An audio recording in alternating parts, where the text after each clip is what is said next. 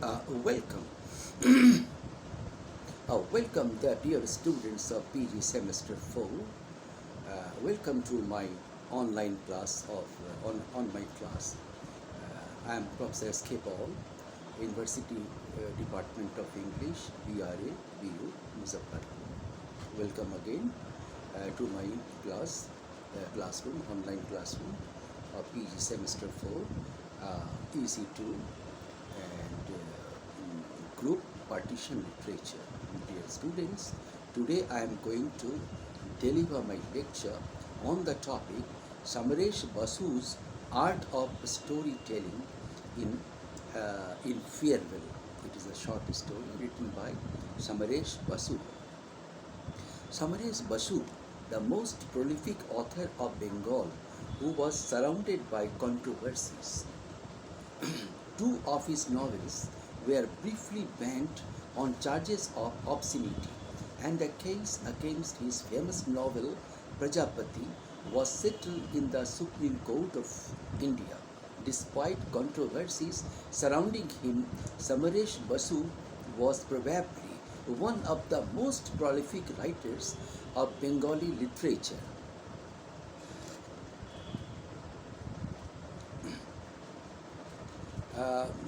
Prolific writers of Bengali literature who often had been ignored during his times.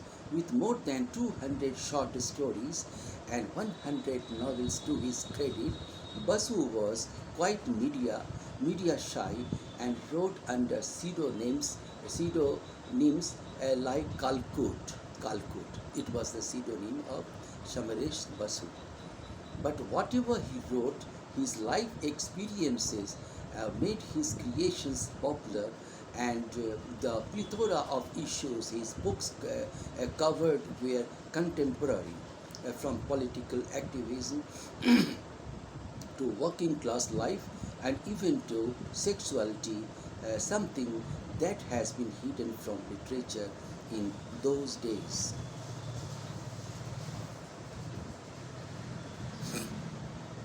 Samaresh Basu, in many of his interviews, often recalled the deep impression that the Bratakatha, the stories of festival, Bratakatha or folk tales narrated by his mother left on him as a child. His adolescent years were spent in Noihati, and a life in a town brought varied experiences.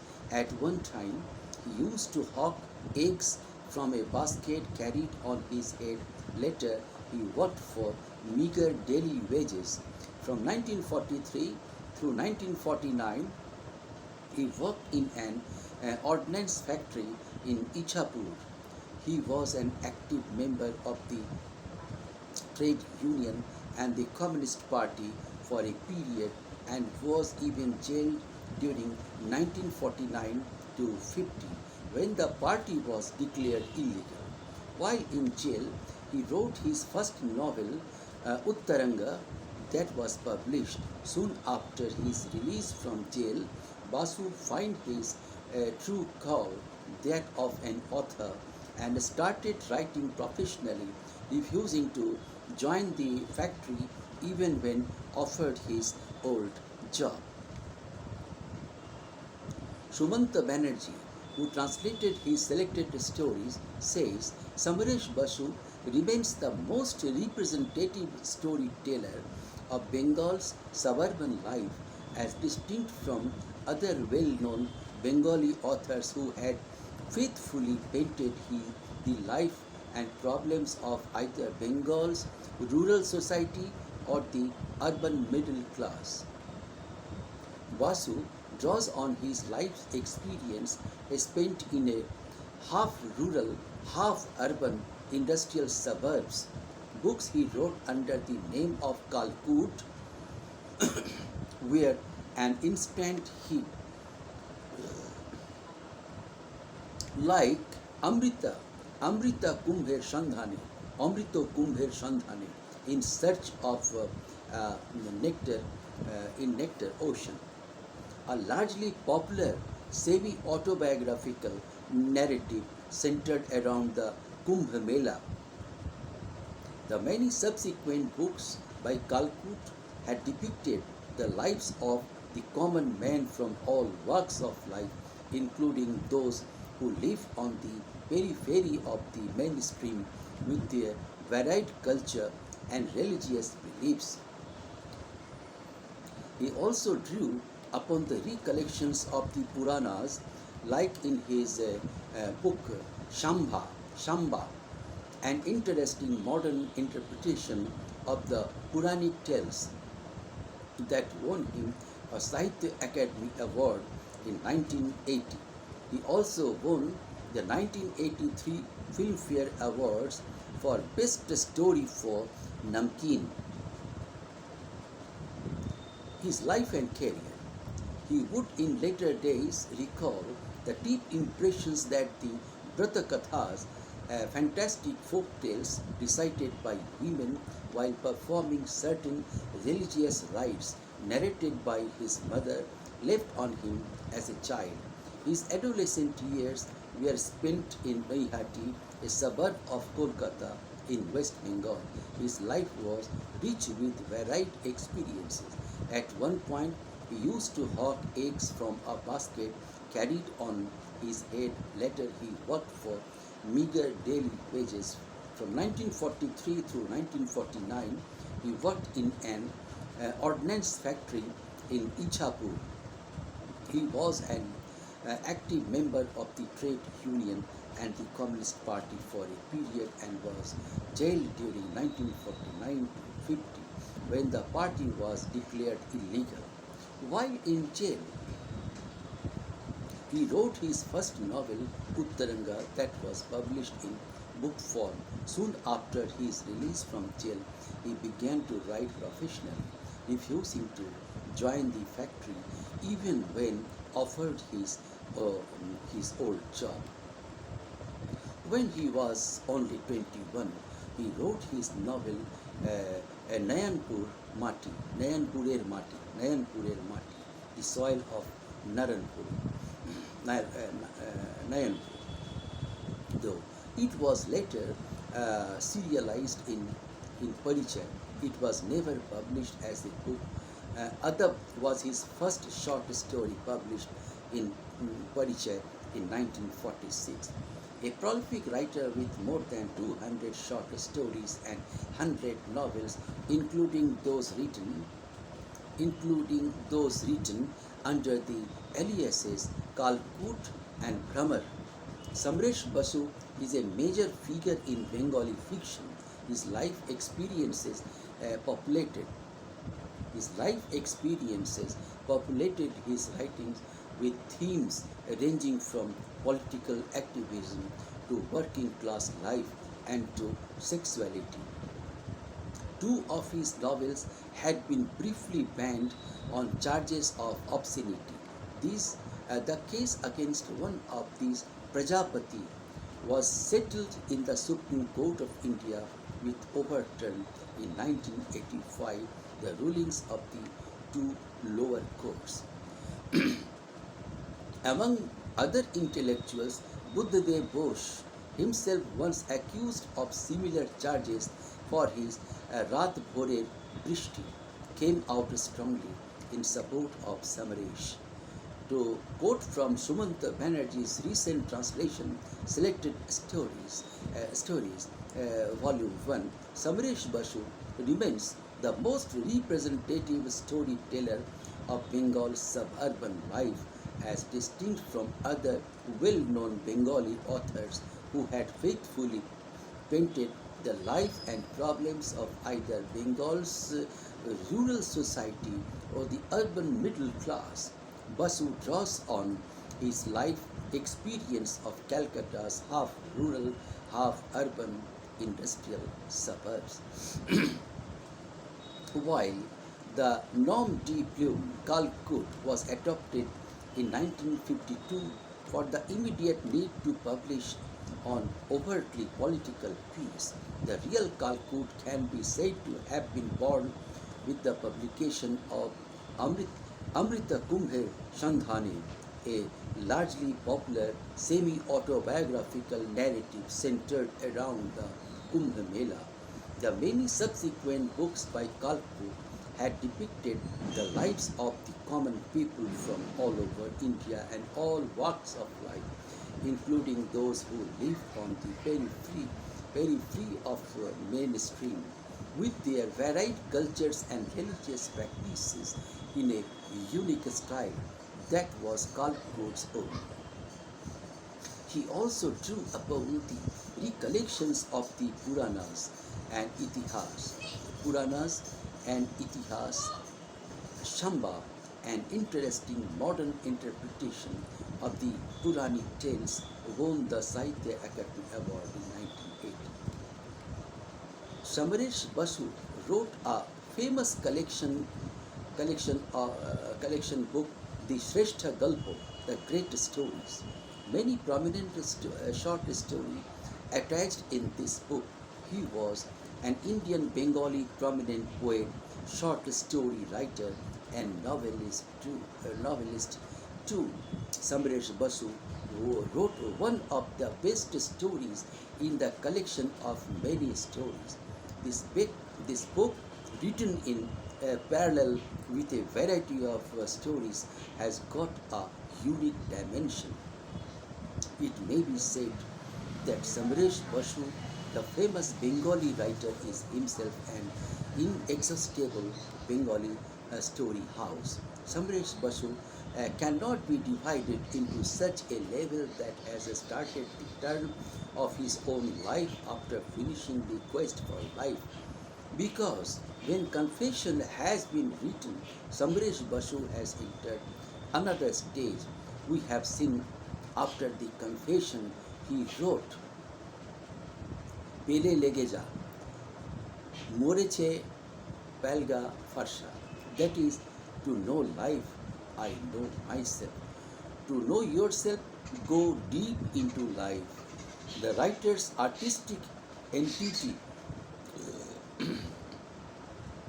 gets the fullfulness of this photocopy.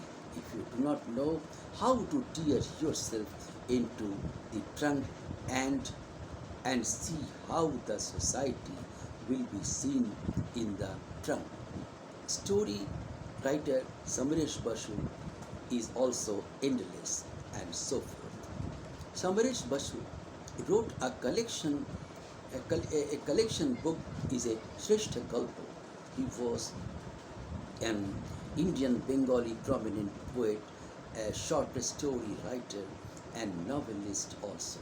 He was born on 11th December 1924 at Bikrampur of Dhaka, under the country of Bangladesh. For his novel Shamba, he was awarded the Sahitya Academy, as I told you, in Sahitya Academy Award in Bengali in 1980. He won also the Filmfare Awards for Best Story for Namkeen in 1983. Samaresh Basu is a major figure in Bengali fiction. He is popular for his writings Prajapati, Raat Bhorer Brishti, Bibar, Par, Shrestha Galpo, Noter Guru, Niranjan Soikote, Prajapati, Uttara, and Bor. The hushed watches. The hushed watches of the night were shattered by a military patrol vehicle tearing past. Now, it is said in the Victorian Park what the story is. Section 144 and a curfew were both in force. There were riots between Hindu and Muslim. Each was the other's throat with bill hooks, pokers, knives, and sticks. Everywhere assassins were at work, striking clandestinely under cloak of darkness. Looters were on the rampage too, and the shades were haunted by their yells of deadly delight. The busties were burning. Sporadic screams from dying women and children added to the monstrous atmosphere. On top of everything came the panicky soldiers on patrol. They fired blankly in any direction to maintain a semblance of law and order. At a particular spot, two lanes converged. It is in the story. At a particular spot, two lanes converged. A dilapidated rubbish bin lay overturned there. Behind it, using it as a shield, and crouched on all fours, was a man. He dared not raise his head for a while. He lay as if lifeless, trying to distinguish the cries in an uproar some way off, Allahu Akbar or Bande Mataram. He could not be sure which they were. All of a sudden, the rubbish bin seemed to move slightly. Every nerve in the man's body tingled. His teeth were clenched, his limbs stiff with apprehension and dread. Several moments passed. The night remained still. Maybe it was a dog. To drive it away, the man shifted the rubbish bin slightly. The silence deepened. Then the bin moved again, and this time the man's fear became mixed with curiosity. Extremely slowly, he raised his head, and opposite him there were rose there were there and there rose another head, a man from each side of the bin. The two creatures stared at each other, stunned. Their hearts had almost stopped. Their eyes locked in violent contagion of fear. Neither could afford to trust the other. Each thought the other was a murderer. Their eyes were narrow, expecting an attack, but no attack came. In both their minds, the same question reared its head: Hindu or Muslim? Depending on the answer, the outcome might be fatal. Neither creature had the courage to voice the question, nor could he turn and run. The other man might jump him with a knife. Minutes passed. Both men fidgeted with doubt and discomfort. Finally, one of them shot the question: Hindu or Muslim? You stay first, came the reply from the other side. Neither was willing to reveal his identity. Their minds were riddled with suspicion. They let the question lie, each having thought of it new. Where is your home? Called one. This side of the old Ganges. Shubeda, where is yours? Uh, Chashara, New Narayanganj. New Narayanganj. What do you do? I have got a boat. I am a boatman. You? I work in a cotton mill. Once more, silence. Peering through the gloom, each tried to see the other, scrutinized the clothes he was wearing. The rubbish bin and the darkness obscured the view. Then the men heard the uproar again, this time much closer. The frenzied shouts were clearly audible. The mill worker and the boatman trembled in terror. They are not far now, cried the mill worker in a state of panic. Yes, let's go. Let's get away from here, called the boatman in a voice that was equally strained. But the mill worker objected. No, don't get up. Whatever you do, want to die. The boatman, the boatman's suspicions were refreshed. What evil designs did this fellow have? The boatman stared hard into the eyes of the mill worker, who stared back and said, Just stay where you are, just as you are. The boatman felt pricked by these words. Why was the man trying to stop him? Grave doubts clouded his mind. Why should I wait? He called. Why?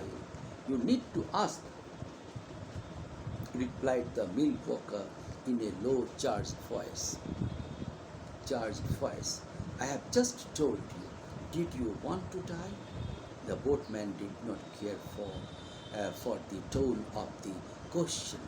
All kinds of unpleasant, all kinds of unpleasant possibilities jostled in his mind and made him resolve. Why hang about in this dismal alley? In their rich diversity of languages, religions, traditions, and ethnicities, the 2 billion people in India, Pakistan, and Bangladesh are unmatched in the world. For nearly a century, Britain directly ruled the region as a colony. But when the British hastily departed in 1947, giving India and Pakistan independence, communities that had lived by the side in relative peace, relative peace were torn apart unfathomable, by unfathomable sectarian violence. The story in Crossing Over depicts the responses and emotions of ordinary people caught in a tragic turning point in history when tolerance, respect, and compassion broke down. Written by some of the region's finest writers, these works make us aware that such responses are not exclusive to South Asia. They are possible everywhere. The issue of translation is always vexed one, more so if the works are by a major Bengali writer like Samaresh Basu, who courted controversy and criticism during his time. The 1980 Sahitya Academy winner, like many Bengali intellectuals of his generation, was a communist who rested his stories purely on ideological convictions. His 200 pages short stories and over 100 novels, 2 of which were temporarily banned on charges of obscenity, mostly ranged from the political activism in working and middle class torments and sexuality. His themes were always based on the life he lived and experienced, and that often means collapse of the stereotype. This collection of 2 novellas is aimed at a new readership, says the translator Saugata Ghosh. The original, the Barakpur trunk roaded Dhare, on the side of the road, translated as BT Road and Beaver as the Hollow, which was briefly banned, represent 2 distinct yet interlinked phases of the author's life and writings. They present Basu not as a chronicler of times but a sensitive observer of political social changes that he witnessed. Tout script. The stories are an empathetic inner journey unfolding little vignettes of middle class society. You can almost smell the sweat and gleam of urban slums concentrated around jute mills of Bengal, and also see through the seamy underbelly of working and middle class. The texture, mood, and pacing of the narrative is impressive. The tout script with a powerful and provocative subplots is written with a felicity to evoke emotion, and the deeply nuanced and sensitive translation is as engrossing as the original. If you are reading Samaresh Basu for the first time, It is perhaps a good idea to read his collection from the back to front. The last 50 pages carry an in-depth interview with him on his works, his life, the translator's note and critical comments from readers rejecting Bieber as the continuing flow of immature obscenity. It is like reading a rebellion. BT Road represents the struggle of the industrial man to assert his collective entity as a class against a hostile society, while the hollow highlights the struggles of the same industrial man to assert the individual identity in the face of his deep alienation from the bourgeois society that bred him. The author writes with an open mind and demonstrates that spontaneity is more worthwhile than elegant construction in writing. The hollow, where the protagonist kills his girlfriend, may not convince all because he is not glorified as a hero. Yet it is a grotesque portrayal of society and its mores. A tragic tale of regret and retribution. The protagonist becomes the victim of his own fantasy.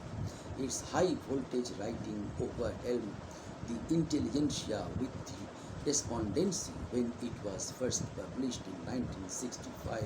The story can inspire you to think on a range of issues that go far beyond the purported title of the volume.